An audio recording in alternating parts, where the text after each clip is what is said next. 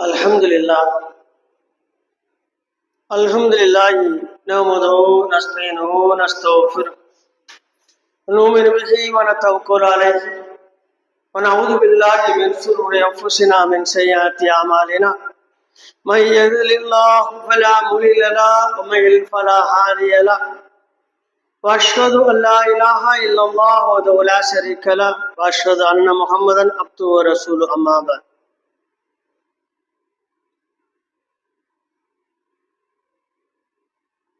لقد قال الله تعالى في مكتب التنزيل العليم والفرقان المجيد أعوذ بالله من الشيطان الرجيم بسم الله الرحمن الرحيم يا أيها الناس اتقوا ربكم الذي خلقكم من نفس واحدة وخلق منها زوجها وبث منهما رجالا كثيرا ونساء واتقوا الله الذي تساءلون به والأرحام إن الله كان عليكم رقيبا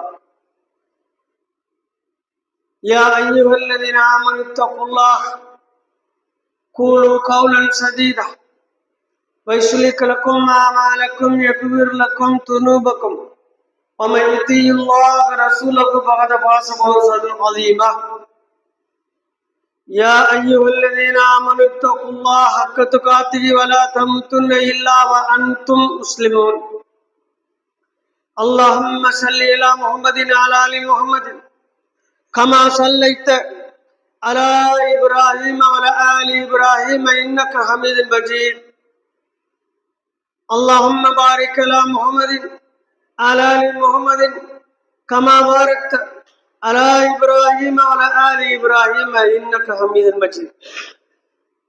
அளப்பெரும் கருணையாளன் அல்லாஹ்வினை போற்றியவனாக புகழ்ந்தவனாக இந்த ஜும்மாவின் உரையை ஆரம்பம் செய்கின்றேன். அன்புக்குரிய அல்லாஹ்வின் நல்லடியார்களே, அருமை சகோதரர்களே, அல்லாஹ்வுடைய மாபெரும் கருணையினால் நாமெல்லாம் ஈதுல் அத்ஹா என்னும் அந்த ஒப்பற்ற தியாக திருநாளை கொண்டாடியவர்களாக நாம் இந்த ஜும்மாவிலே வந்து அமர்ந்திருக்கின்றோம். இந்த பெருநாள் கொண்டாடுவதற்கு மாத்திரமல்ல, அது கொள்கை பிடிப்புடன் வாழ்க்கையில் கடைபிடிப்பதற்காக என்பதை இன்னும் நமது சமுதாயம் விளங்கி இருக்கிறதா என்று கேள்விதான் கேட்கப்படுகிறது ஒழிய அதற்கு பதிலாக விளங்கித்தான் இருக்கிறது என்று சொல்ல முடியாத சூழ்நிலையில் நாம் இருக்கின்றோம். ஏனென்றால் இஸ்லாத்தினுடைய பெருமையை முஸ்லிம்கள் உளமாற மனமாற அறிந்தால்தான் இஸ்லாத்தில் இருப்பதிலே என்னென்ன நன்மைகள், இந்த உலகத்தில் கலக்கக்கூடிய இஸ்ஸத், அந்த கண்ணியம் என்ன என்பதெல்லாம் நமக்கு தெரியும். அல்லாஹ் மாத்திரம் நம்மை தேர்ந்தெடுக்காவிட்டால் இந்த இஸ்லாத்திற்கு நாம் எல்லாம் கண்டதையும் கடவுளாக வணங்கக்கூடிய கொள்கையிலே இருந்து கொண்டு மது அருந்துவதற்கு தடை இருக்காது, விபச்சாரம் வெறுக்கப்படக்கூடியதாக இருக்காது, படைத்த இறைவனுக்கு இணை வைப்பது மிகவும் ஒரு சந்தோஷமான காரியமாக இருக்கும். இது போன்ற காரியங்களிலெல்லாம் நாம் மூழ்கி இருந்திருக்க வாய்ப்பு இருந்திருக்கிறது. ஆனால் அல்லாஹ் ரப்பல் ஆலமீன் நம்மை தேர்ந்தெடுத்து அவனால் தேர்ந்தெடுக்கப்பட்ட மார்க்கத்தில் இடம்பெற செய்திருக்கின்றார். இது எப்படி நீங்க விளைஞ்சிக்கிறேன்னு சொன்னா, நல்ல காலேஜ் பார்த்தாச்சு, அட்மிஷன் வாங்கி கொடுத்தாச்சு, இனிமே யார் படிக்கணும்? அந்த ஸ்டூடெண்ட் தான் படிக்கணும். பெற்றவங்க வாங்கி தான் கொடுக்க முடியும், நல்ல காலேஜ் எதுன்னு பார்க்க முடியும். அதுபோல நமக்கு கிடைத்திருக்க இந்த வாய்ப்பை நாம் பயன்படுத்தி கொள்வதில் தான் இஸ்லாத்தில் இருப்பதிலே பெருமை. அது அல்லாமல் நாம் முஸ்லிம் என்று சொல்வதற்காக எந்த ஒரு தியாகம் செய்யாமல், குறைந்தபட்ச மார்க்கத்தை கற்றுக்கொள்வதற்காக நேரத்தை கூட செலவிடாத ஒரு மக்களாக நாம் இருந்தால் இஸ்லாத்தை நாம் எப்படி முழுமையாக படிக்க முடியும், பயனடைய முடியும்? அன்புக்குரியவர்களே, அல்லாஹ் ரப்பல் ஆலமீன் அரஃபா தினத்திலே அழகான ஒரு வசனத்தை இறக்கின்றார். அல் யௌம அக்மல்து லக்கும் தீனக்கும் அத்மம்து அலைக்கும் நியமதி வரலைத்து லக்கும் உல் இஸ்லாம் தீனா. நான் இந்த மார்க்கத்தை உங்களுக்காக தேர்வு செய்திருக்கின்றேன். இந்த மார்க்கம் என்னுடைய அருளினால் பூர்த்தி செய்யப்பட்டு விட்டது. இந்த மார்க்கம் முழுமையடைந்து விட்டது. அதுதான் இஸ்லாம் என்னும் மார்க்கம். இஸ்லாம தீனா, இஸ்லாம் என்ற மார்க்கம் என்று அல்லாஹ் ரப்பல் ஆலமீன் கூறுகின்றான். யூதர்களிடத்திலே இந்த வசனம் இறங்கி தெரிந்தவுடனே மதீனாவுடைய யூதர்கள் எல்லாம் பொறாமைப்பட்டார்கள். எங்களுடைய வேதத்தில் இப்படி ஒரு வசனம் இருந்தால் அதை இறங்கிய நாளை நாங்கள் பெருநாளாக கொண்டு வரைப்போம் என்று. வரலாற்று பதிவுகளில் இப்படியும் உண்டு ஒரு செய்தி. இதை உமஹத்தாப் ரலியல்லாஹு அவரிடத்திலே சொல்லும் பொழுது அவர் கூறினார்கள், நாங்களும் அப்படித்தான், இது அரஃபா மைதானத்தில் இறக்கிடப்பட்டது, அன்றுதான் ஹாஜிகளுக்கு பெருநாள். ஹாஜிகளுடைய பெருநாள் அன்னைக்கு துல்ஹஜ் 9 தான். அரஃபா மைதானத்தில் இருப்பவர் தான். அரஃபா மைதானத்தை யாரும் அடையவில்லையோ அவர் ஹஜ்ஜை அடைய முடியாது.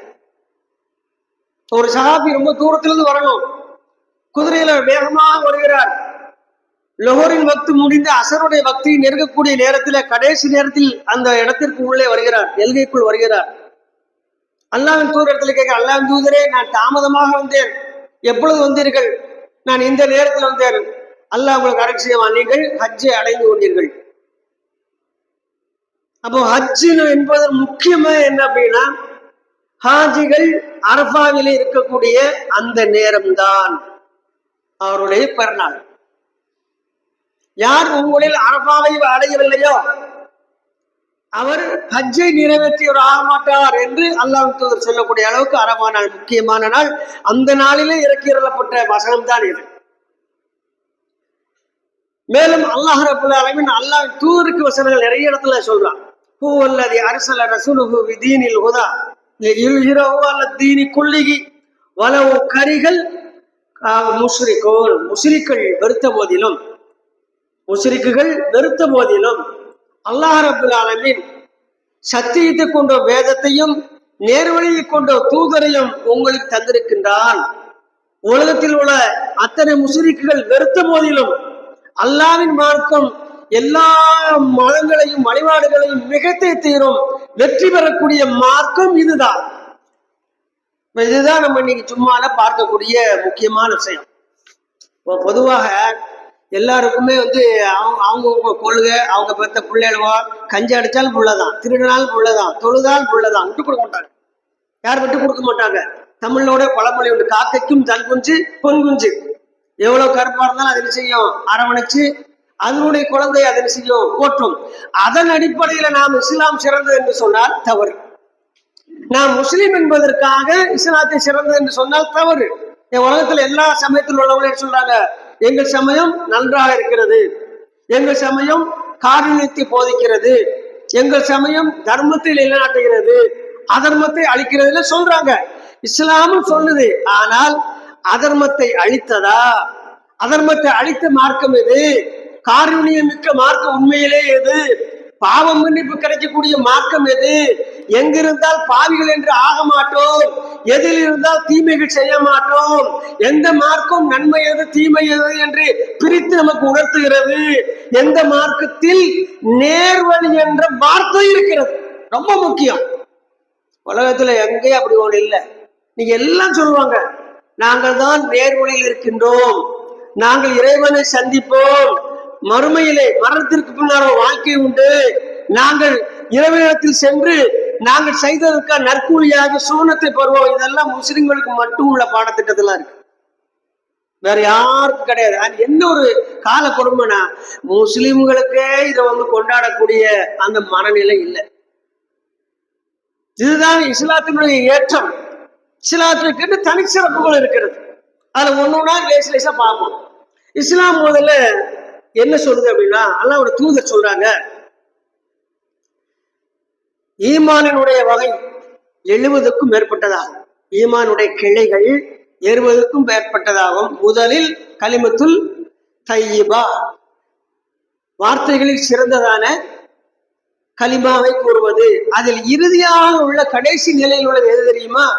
வழியில் யாருக்கும் ஒரு இடைஞ்சல் ஏற்படுமையானால், ஒரு இடர் ஏற்படுமையானால் அங்கு கிடக்கின்ற கற்களையோ மூக்குகளை அகற்றி விடுவது ஈமானுடைய ஒரு அம்சம் என்றார், இறை நம்பிக்கையோட அம்சம். அப்போ ஒரு முஸ்லீம் எப்படி இருக்கணும்? நடு ரோட்ல பிறருக்கு இடைஞ்சல் கொடுக்க கூடாது. கொடுத்தா ஈமானோட ஒரு அம்சத்தை இழந்துருவோம். பைக்கை ஒழுங்கா நிறுத்தினா அடுத்த பைக் எடுக்கிறதுக்கு ஈஸியா இருக்கும் அப்படின்னா, நம்ம குறுக்க நிறுத்தினா நம்ம இஸ்லாத்தை விட்டு வெளியில நிக்கிறோம்னு அர்த்தம். பைக்குன்னு பார்க்கக்கூடாது, அடுத்த ஆளுக்கு இடைஞ்சல் ஏற்படுத்துதோம். இப்பெல்லாம் ஒரு லேட்டஸ்ட் மாடல் வந்திருக்கு, என்ன தெரியுமில்ல? அறிவுக்கும் அவங்களும் சம்மந்தம் இல்லை. அவங்க வீட்டுக்கு முன்னால ஊரும் 1.5 செவர் கட்டி வச்சு ஸ்பீடு பிரேக்கர் பேர் வச்சாங்க. அது லைஃப் பிரேக்கர் அல்லது டிராவல் பிரேக்கர், ஸ்பீடு பிரேக்கர் கிடையாது. இப்ப லேட்டஸ்டா இடையூறு செய்கிறார்கள். என்ன இடம்? என் வீட்டு முன்னால் வேகமா போகக்கூடாது அப்படின்னு.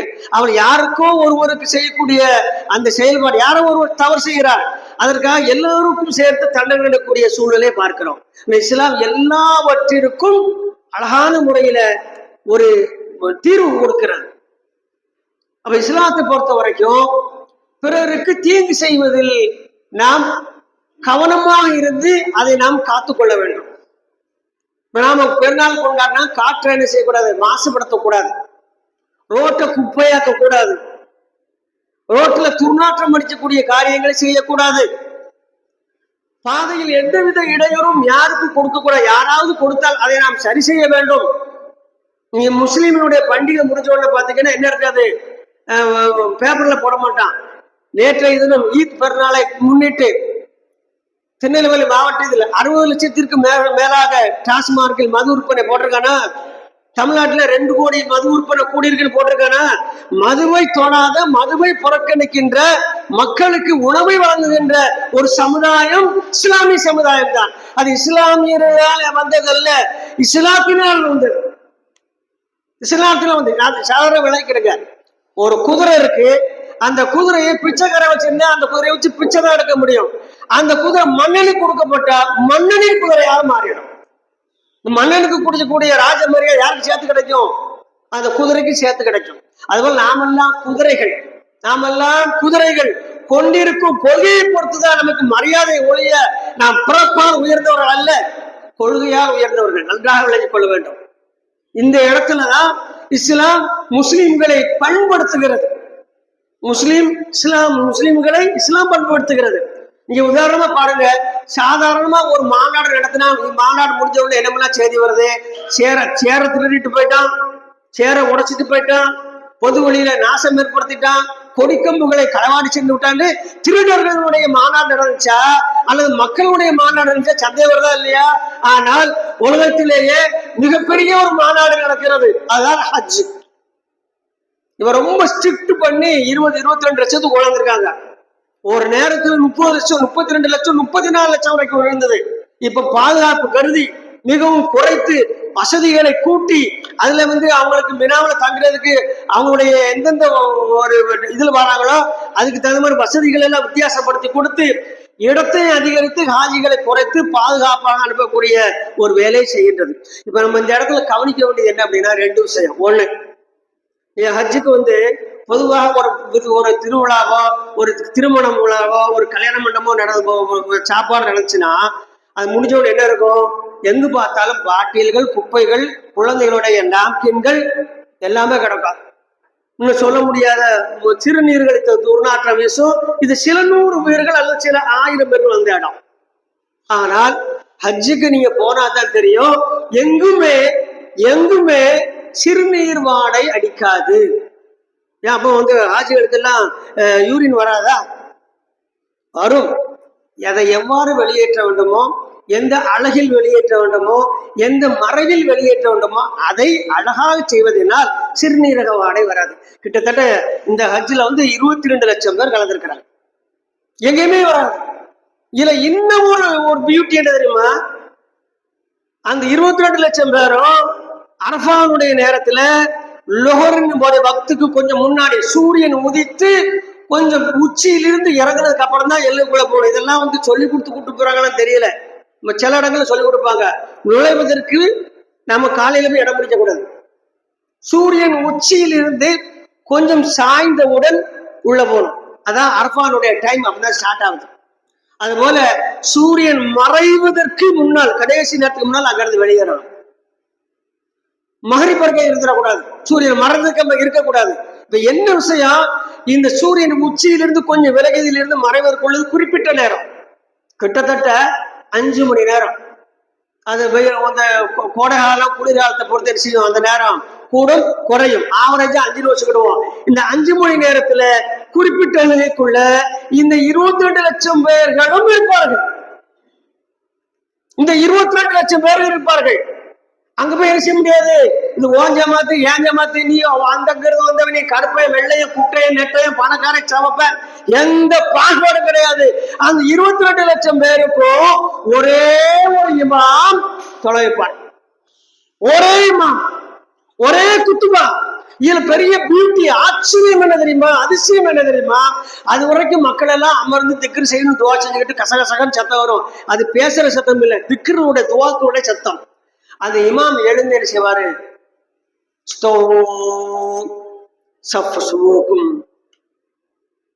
எழுந்து உங்களுடைய வரிசையை சரி செய்து கொள்ளும்பார். அந்த சத்தம் அப்படியே குறைஞ்சு வந்துடும். அடுத்து ஒரு சில நேரத்துல இக்காமத் சொல்லப்படும், அல்லாஹ் அக்பர் ஒரு சத்தம். 22 லட்சம் பேரும் அவங்களோட குழந்தைகள் எல்லாம் சேர்த்தா ஒண்ணு கூடும், லட்சம் கூடும், நிசப்தமாகிவிடும். எப்படி இந்த ஒழுக்கம், இந்த கட்டுப்பாடு? நீங்க ஒரு 1 லட்சம் பேரை கூட வச்சுட்டு ஒரு மாநாடு நடத்தி நிசப்தத்தை கொண்டு வாங்க பார்ப்போம், முடியாது. ஆனால் அத்தனை பேரையும் அமைதி அடக்கக்கூடிய அந்த பின் டிராப் சைலன்ஸ், அதை கொண்டு வருது ஒரே ஒரு சொல், என்ன தெரியுமா, அல்லாஹ் அக்பர். அதனாலதான் மார்க் இருக்கிற அல்லாஹ் அக்பருக்கு எப்படி ஒரு விளக்கம் சொல்லுவாங்க, அல்லாஹ் அக்பர் அன அக்கர். அல்லாஹ்தான் பெரியவன், நான் சிறியவன், நான் சிறுத்தவன், நான் அடிமை, அவன் எனது ரப்பு. எனது ரப்பினுடைய பெயரை சொன்னோட நான் என்னை சுருத்துக் கொள்வேன், என்னை நான் அடக்கிக் கொள்வேன், நான் அமைதி அடைந்து விடுவேன். இதுதான் இஸ்லாம்.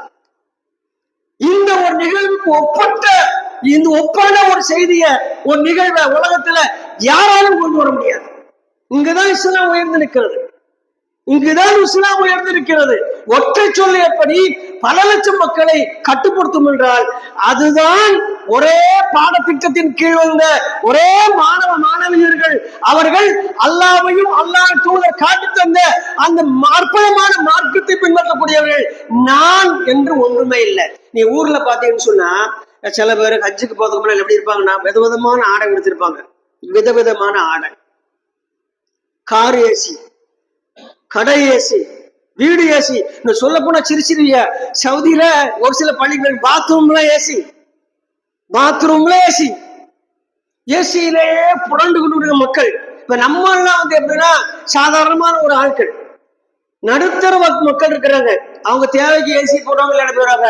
இங்க பிரச்சனை என்ன அப்படின்னு சொன்னா, இங்க கவனிக்கப்பட ஒரு விஷயம் என்ன, அங்கு முதல்ல எல்லாருடைய பாரம்பரிய பகட்டான அந்த பட்டம் பெற்ற ஆடைகள் பிடுங்கப்படுகிறது. 2 துண்டு வச்சுக்கப்பா, 2 துண்டு, ஒண்ணு கீழே மறைச்சுக்கோ, ஒண்ணு மேல மூடிக்கும். 2 துண்டு. அந்த 2 துண்டுல பெரிய ஒரு மல்டி மில்லியனர் பட்டு கலந்து கொடுக்க முடியுமா? பட்டு ஹராம். எப்படி வைக்கிறார் ரப்பு? அல்லாஹ் தூர் சொல்றாங்க, யார் ஒருவர் இந்த என்னுடைய உம்மத்தில ஆண்கள் இந்த உலகத்துல பட்டை அணிகிறார்களோ, தங்க தட்டிலே உண்கின்றார்களோ, வெள்ளி பாத்திரத்திலே அருந்துகிறார்களோ, அவர்கள் மறுமையிலே அந்த பாக்கியத்தை இழந்து விடுவார்கள். அப்படின்னு என்ன அர்த்தம்? சொர்க்கத்துக்கு போக முடியாதுன்னு அர்த்தம். சொர்க்கத்துல அது நமக்கு கிடைக்கும். சொர்க்கத்துல நமக்கு தரப்போற முதலாடை என்ன தெரியுமில்ல? பட்டாடை தான். அந்த பட்டு வேற லெவல்ல இருக்கும். 2 பேர் தான் லட்சம், சுந்துஸ் இஃப்தரக், 2 பேர் சொன்னாங்க குர்ஆன்ல. அந்த பட்டு தரப்படும். ஆனா இங்க பணக்காரன் என்பதற்காக என்ன செய்ய முடியாது, பட்டுக்கள் அந்த ஆடையை உடுத்த முடியாது. அவரும் அந்த காட்டன்ல உள்ள 2 பீஸை தான் உடுத்துவாரு. ரொம்ப கஷ்டப்பட்டு 10 வருஷம் துட்டு சேர்த்து போயிருப்பாரு ஹஜ்ஜுக்கு, அவருக்கும் இந்த 2 பீஸ் தான். பெண்களுக்கு மட்டும் அவரவர்கள் ஆடை அணிகிறார்களே, அந்த ஆடையை அப்படியே அணிந்து கொள்ளலாம். இந்த மாதிரி தனி சட்டம் இல்லை. ஆனால் தவிர்க்கப்படக்கூடிய ஒரு நிறம் இருக்கிறது, அந்த நிறத்தை நீங்கள் அணிய வேண்டாம் என்று சொல்லப்பட்டது. அல்லாஹ் தூதரே, அந்த நிறத்தை நாங்கள் எவ்வாறு அடையாளம் கண்டு கொள்வது என்று கேட்கும் பொழுது அல்லாஹ் ஒரு தூதர் செய்தாருமா, குங்குமப்பூ எடுத்துக்காட்டி, இது வெளிரி விட்டார், இது ரொம்ப நாள் ஆனா வெளிரினா என்ன கலர் வருமோ அந்த கலரை நீங்க பயன்படுத்தாதீங்கன்னு குங்குமப்பூ காட்டிய சொல்றாங்க. என்ன கலரு? குங்குமப்பூ சிவப்புல இருக்கும், வெளிருனா காவி கலர் ஆயிரும். அந்த குங்குமப்பூனுடைய அந்த அந்த இது நூலில் இருந்து அப்படியே முனையில இருந்து அந்த கலர் அப்படியே வந்து ஒரு குறிப்பிட்ட நாள் கழிச்சுன்னு டப்பாவை கொட்டு நீங்க பார்த்தா வேற கலர் இருக்கும். அந்த கலரை தவிர்த்துக்கிட்டு நீங்க என்னென்ன ஆடை உடுத்திகளை உடுத்துக்கிடுங்க. கண்டிஷன் என்ன அப்படின்னா, நீங்க மறைக்க வேண்டியதெல்லாம் முழுமையா மறைச்சுக்கிடுங்க. ஆனா காலுக்கு என்ன செய்யக்கூடாது, சாக்ஸ் போடக்கூடாது, கையுறை அணியக்கூடாது, முகத்தை மறைக்கக்கூடாது. இந்த 3 கண்டிஷன். கலர்ல ஒரு கண்டிஷன். அது அல்லாம சேலை கட்டுறவங்க இப்ப சூடானிய பெண்கள் பார்த்திருக்கீங்களா? நம்ம ஊர்ல சேலம் 8 முழம், நம்ம ஊர்ல சேலை எத்தனை முழம்? 8 முழம். சூடானிய பெண்கள் ஒருத்தர் சேலை எவ்வளவு தெரியுமா? 16 முழம். சூடானிய பெண்கள் சேலை கொடுத்துருப்பா, ஆச்சரியமா இருக்கும். காலில இருந்து தொடங்கிய ஒரு சேலை தலைப்பாகை தலை வரைக்கும் வந்து முடிச்சிடும் ஒரே சேலை. ஒரு இந்த இடத்துக்குள்ள வரும்போது விரிஞ்சு வரும், இங்க வரும்போது திருக்கி வரும், இங்க வரும்போது அப்படியே ஒரு ரவுண்ட் அடிச்சு மாதிரி வரும். ஒரு சேலையால் உடம்பு ஃபுல்லா மறைச்சிருப்பாங்க, கையும் முகமும் அழகா தெரியும். இப்ப கண்டிஷன் என்னன்னா, மறைக்க வேண்டியதை மறைக்கணும், மறைக்கக்கூடிய 3 மறைக்க கூடாது. இவ்வளவுதான் ஹஜ்ஜினுடைய சட்டம்.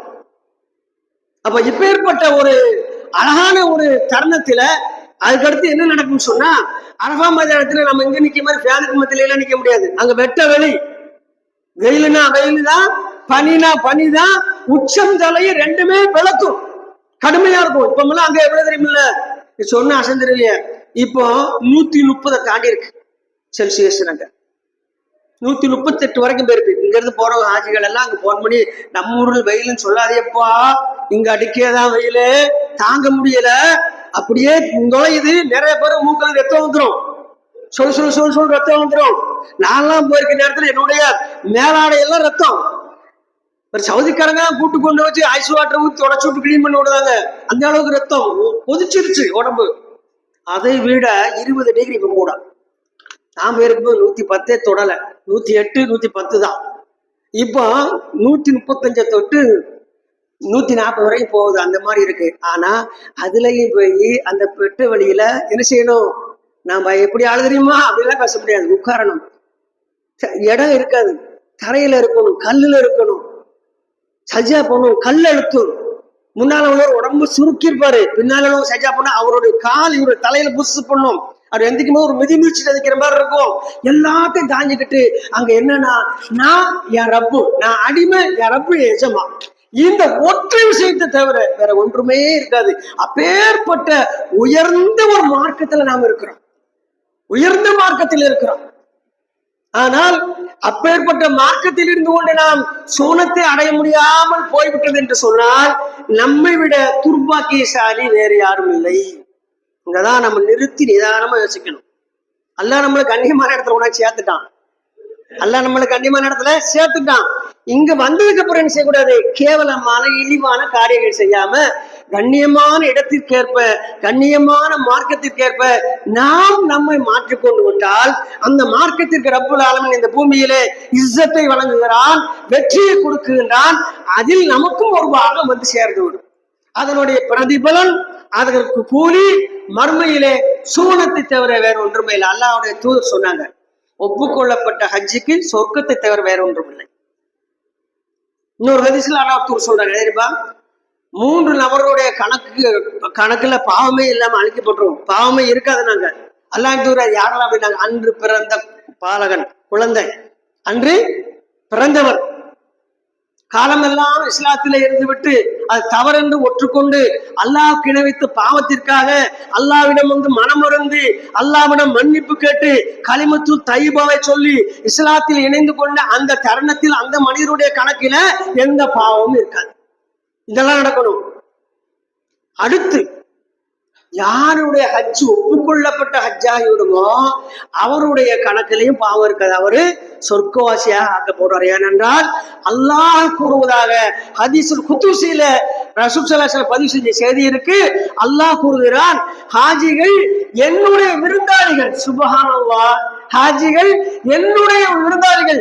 என் வீட்டிற்கு என்னுடைய வீட்டை தரிசிக்க வந்தவர்கள், அவர்களை நீங்கள் கண்ணியப்படுத்துங்கள் என்று பள்ளி பரிபாலனம், அந்த ஹரம் ஷரீஃபை பரிபாலனம் செய்யக்கூடிய மக்களுக்கும் அதை சார்ந்தவர்களுக்கும் அல்லாஹ் செய்தியை சொல்வதாக அல்லாஹ்வின் தூதர் நபி ஸல்லல்லாஹு அலைஹி வஸல்லம் கூறுகிறார் என்று சொன்னால், இந்த மார்க்கம் கண்ணியம், இந்த மார்க்கத்துள்ள கடமை கண்ணியம், இந்த மார்க்கத்தில் இபாதத்து வணக்கங்கள் கண்ணியம், இத்தனையும் இருந்து நாம் நம்மை கண்ணியமாக்கிக் கொள்வது மிகவும் இலகுவான ஒரு விஷயம். ஆனால் இதில் இருந்து கொண்டும் நாம் இஸ்லாத்தை புரியாமலேயே வாழ்ந்து கொண்டிருந்தால் நம்மை விட அறிவிலிகள், நம்மை விட துப்பாக்கிசாலிகள் யாருமே இருக்க முடியாது. அல்லாஹ் அது போன்ற மக்களை இருந்து நம்மை காத்திருவானாக. ரொம்ப முக்கியமான விஷயம். நீ இஸ்லாத்தனைக்கு பெரிய சப்ஜெக்ட்லாம் எடுத்து பார்க்கணும். இஸ்லாம் என்று சொன்னாலே நாளெல்லாம் பேசிக்கொண்டே இருக்கலாம். அப்புறம் இந்த பெருநாள்ல முக்கியமான இன்னொரு விஷயம் தெரியுமா? ஆடு அறுக்காங்களோ, மாடு இருக்காங்க, ஒட்டா இருக்காங்களோ, எல்லோருக்கும் உண்ண கொடுக்கணும். எல்லோருக்கும் உண்ண கொடுக்கணும். அது ரசூல் ஸல்லல்லாஹு இப்படி சொன்னாங்க. நம்ம மக்கள்லாம் 3 பங்கு வைப்பாங்க கரெக்டா. அது எதன் அடிப்படையில் வைக்கிறாங்கன்னு சொன்னா, நீங்களும் எடுத்துக்கொள்ளும், தேவைக்கு எடுத்துக்கொள்ளுங்கள். இன்னொரு ஹதீஸ்ல எப்படி இருக்குன்னா, உண்ணுவதற்கு எடுத்துக்கொள்ளுங்கள், உலர்த்தி வைப்பதற்கு எடுத்துக்கொள்ளுங்கள். நம்ம உப்பு கண்டம் போது நம்ம கண்டுபிடிச்ச மாதிரி சயின்ஸ் மாதிரி பேசக்கூடாது. ரசூல் ஸல்லல்லாஹு ஹதீஸ்லயே இருக்கு. நீ உண்ணுவதற்கு எடுத்துக்கொள்ளுங்கள், உலர்த்தியும் வைத்துக் கொள்ளுங்கள், சொந்த ரத்த சொந்தங்களுக்கு கொடுங்கள், ஏழைகளுக்கும் கொடுங்கள். இதை 3ஆ வச்சுக்கிட்டு தான் 3ஆ பிரிச்சது. தெளிவான ஹதீஸ். அந்த 3 நம்ம என்ன செய்யணும்? அழகான முறையில கொடுக்கணும். ஆனா இப்ப சமீப காலமாக ஒரு 2 தவறு நடக்க வச்சு போறாங்க. அதை சொல்லி முதல் உரை நிறைவு செய்யுங்க. என்ன தவறு தெரியுமா? இந்த எல்லாரும் அடுத்ததுனால வெட்டுறதுக்கு யாரெல்லாம் செஞ்சுறாங்க, கட்டையை கொண்டு வரவங்களேனா கூப்பிட்டுருந்தாங்க. அந்த கட்டை இதுக்கு முன்னால எது வெட்டப்பட்டுன்னு தெரியுமா? அந்த கத்தி எதை வெட்டின கத்தின்னு தெரியுமா?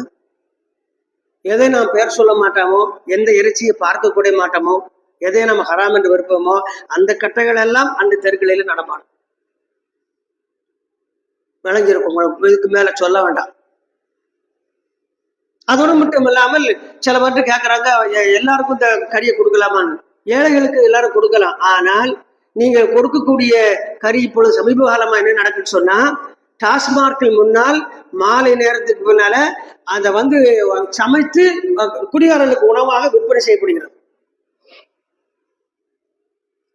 இன்னும் நம்ம ரொம்ப நாளா பழக்கம். நாங்க பிறந்ததுல இருந்தே பழக்கம். ஒட்டி வரவாடுவோம். அவர் தந்தா நான் திம்பேன், நான் தந்தா அவர் தருவா சொல்லி கறியை கொடுப்போம். அவன் போகும்போதே பச்சை கறியை கொண்டுக்கிட்டு டாஸ்மார்க்ல போய் செய்யுது, இந்த மதுவை வாங்கிக்கிட்டு வீட்டுக்கு போய் மனைவிட்டு கொடுத்து அதை சமைக்க சொல்லி இவன் ரெடியா உட்காந்துருக்கா சாப்பிடும்.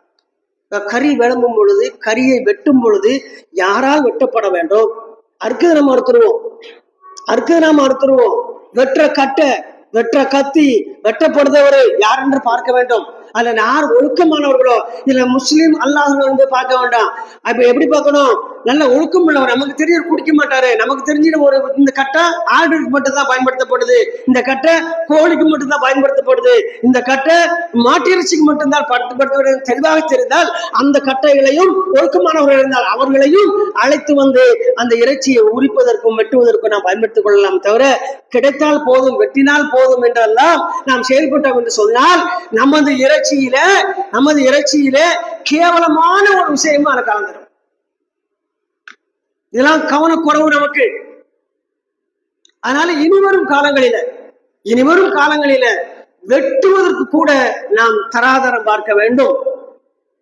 ஆகையால அன்புக்குரியவர்களை, இனி வரும் காலங்களில இஸ்லாத்துல எவ்வளவு நம்ம செய்திகளை தெரிந்து கொள்ள முடியுமோ தெரிந்து கொண்டு அதை நடைமுறைப்படுத்தி அல்லாஹ்விடத்தில் அதற்கான கூலியை பெறக்கூடிய நன்மக்களாக உள்ளவர்களில் நம்மையும் இணைத்துக் கொள்ள வேண்டும் என்று எனக்கும் உங்களுக்கும் நசீஹத் செய்தவனாக முதல் உரையை நிறைவு செய்கின்றேன். வாஹிர தௌவானா அல்ஹம்துலில்லாஹி ரப்பில் ஆலமீன். அஸ்ஸலாமு அலைக்கும் வரஹ்மத்துல்லாஹி வபரகாத்துஹு.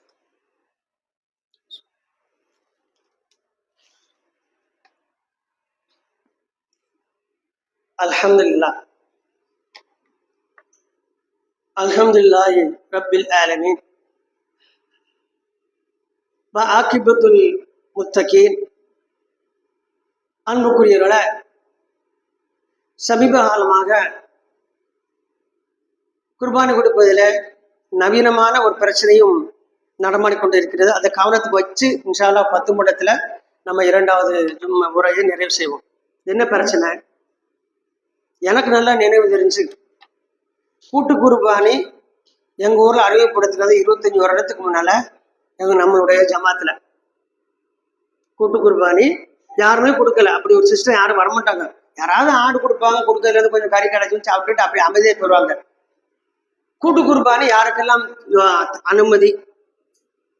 கூட்டு குர்பானி எல்லாரும் கொடுக்க முடியாது, நல்லா விளையாடுங்க. யாருக்கு அனுமதி? அப்போ அல்லாஹ்வோட தூதர் இடத்துல ஒரு சில சஹாபாக்கள் தெரிவிக்கிறாங்க, ஆடு வாங்கி எங்களால கொடுக்க முடியாது, அதுக்கான சூழ்நிலை என்றால் நாங்களும் எங்களோட உலியாவை நாங்கள் எப்படி அடையிறது? அந்த நன்மை அல்லாஹ் அதற்கு வலியுறுத்திருக்கிறார். ஒட்டகத்திலோ அல்லது மாட்டிலோ 7 பேர்கள் சேர்ந்து என்ன செய்யலாம்? நீங்க ஒன்றை அறுத்தால் நீங்கள் 7 பேர்களும் தனித்தனியாக ஒலியா கொடுத்ததற்கான நன்மையை அடைந்து கொள்ளலாம். யாருக்கு இது? ஒரு ஆடோ ஒரு மாடோ அல்லது ஒரு ஒட்டகமோ தனியா வாங்க முடியாதவங்க. ஆனா பங்கு எதுல சேரலாம்? மாட்டிலையும் ஒட்டகத்திலும் சேரலாம். இது முதல் விஷயம். அடுத்து 5 பங்கு சேர்ந்திருக்கு. 5 பங்கு சேர்ந்திருக்கு. ஒரு மாடு வாங்கி கொடுக்கலாமா? கொடுக்கலாம். ஒரு ஆள் கொடுக்கலாம், 2 பேர் கொடுக்கலாம், 3 பேர் கொடுக்கலாம், 6 பேர் கொடுக்கலாம், 7 பேர் கொடுக்கலாம். 8 பேர் வந்துட்டா ஒரு மாட்டை அறுக்க முடியாது, ஒட்டகத்தை கொடுக்க முடியாது. அதுல ஒரு ஆளை விளக்கணும். அப்ப 14 இருந்தால் 2 மாடு அல்லது 2 ஒட்டகம். லேட்டஸ்ட் வியாதி என்ன தெரியுமா? கேடுகட்டவர்களினால் இந்த உலகியான கூட்டு குர்பானிகள் நாசம் செய்யப்படுகிறது. என்ன செய்யறாங்க தெரியுமா? எல்லார்ட்டையும் பிரிச்சிருந்தாங்க. எல்லார்ட்டையும் பிரிச்சு, நாங்க இவ்வளவு கறிதான் தருவோம், உங்களுக்கு 5 கிலோ தருவோம், ஓகேயா? ரைட், ஓகே, இந்தாங்க 6500 தாங்க, 6000 தாங்க, அல்ல 5000 தான். வாங்கி வாங்கி வாங்கி 100க்கும் மேற்பட்ட 150 என்று சில இடங்கள்ல 500 600 பங்குகளை எல்லாம் பிரிச்சுட்டு என்ன பண்றாங்கன்னா, இவ்வளவு பேருக்கு 5 கிலோ கொடுக்குறாங்க, எத்தனை மாடு பிடிக்கும் கணக்கு பண்ணி அத்தனை மாட்டை மட்டும் பிடிச்சி எல்லாருக்கும் 5 கிலோ கொடுத்துட்டு மிச்ச காசப்புறம் அவங்க வந்து ரொட்டேஷன் வச்சுக்கிறாங்க. இதை வாய்தவடி போன ஹஜ்ஜிபர் நாள்ல அவள் மௌலவி, உலகமாக மௌலவி ரகசிய திட்டத்தை வாட்ஸ்அப்ல போட்டு விட்டார். அன்புக்குரிய, நாங்க ரொம்ப தெளிவானவங்க, சத்தியமான, உண்மையானவங்க, நேர்மையானவங்க, இதுல வர லாபத்தை எங்களுக்கு தான் வச்சுக்கிடுவோம். என்ன பிசினஸா பண்ற நீ? எப்படி உனக்கு லாபம் வரும்? எப்படி லாபம் வரும்? இது லாபம் என்பதுக்கு என்ன வியாபாரமா நடந்துச்சு? அப்ப தெரியுதா மேட்ரு? அதிகமான ஆட்களை சேர்த்துட்டு இறைச்சி குறையா கொடுத்துட்டு மிச்ச பணத்தை பூரா அவங்க நிர்வாக செலவு வச்சுருவாங்களா? இது பேர் லாபமா?